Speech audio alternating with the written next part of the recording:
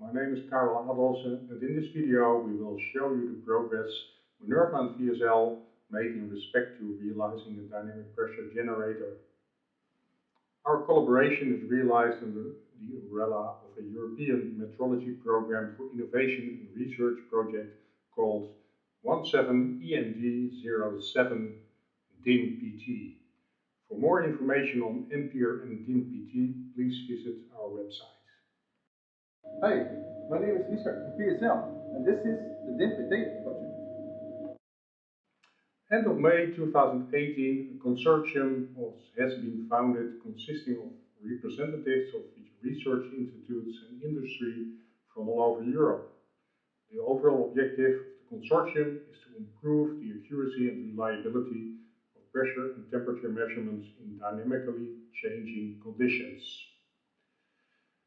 Dynamic measurements are key requirements for process control in several demanding applications, such as automotive, marine, turbine engines, manufacturing processes, ammunition, and product safety.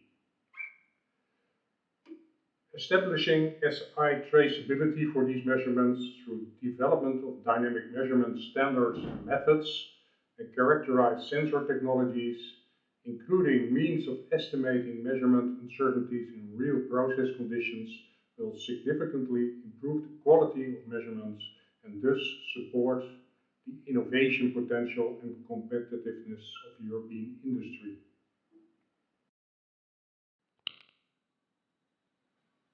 Two members of the consortium, VSL, the Dutch NMI, and Minerva, a company with a long history in the field of static pressure, joined their efforts in this project to design a measurement standard covering a pressure range up to 400 megapascal with a pulse time scale of milliseconds and the body temperature up to 150 degrees C. The device will have a flexible modular structure with a base unit and add-on modules. The device will measure both static pressure and dynamic pressure by means of changes in the hydraulic liquid refractive index. An additional add-on based on fast actuators to simulate the weight drop will be developed with the aim of simplifying the operation of the unit and thus make it suitable for routine use in industry, e.g. for in-house calibrations. The principle of the drop in weight tower is as follows. If I drop the weight,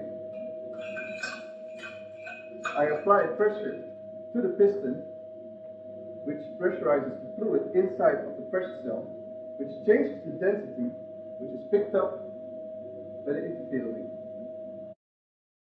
The traceability of the interferometer to pressure was established by a static calibration.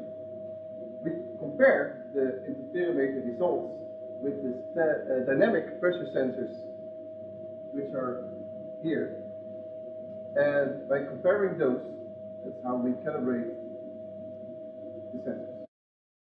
One important objective of our project is to establish traceability to SI units. Our strategy is to apply well-known static pressures to the pressure cell and measure the effect on the refractive index of the liquid inside the cell. Static pressures are applied by connecting a primary standard called a piston gauge to the cell.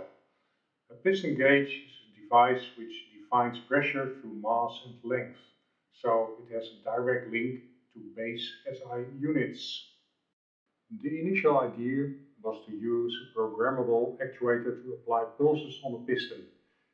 During testing in practice, the force generated by the programmable actuator did not result in the pressure pulse we were aiming for, both in speed and maximum pressure. A second iteration, where we used a traditional big electromagnet to generate the force on the piston, resulted in a higher pressure, but the pulse length was not short enough, and due to the remnant magnetism, the pulse shape was asymmetrical, so not usable. As it is important to obtain measurement results with dynamic pressure pulses, we decided for now to generate pulses by means of the traditional method of dropping a weight on a piston.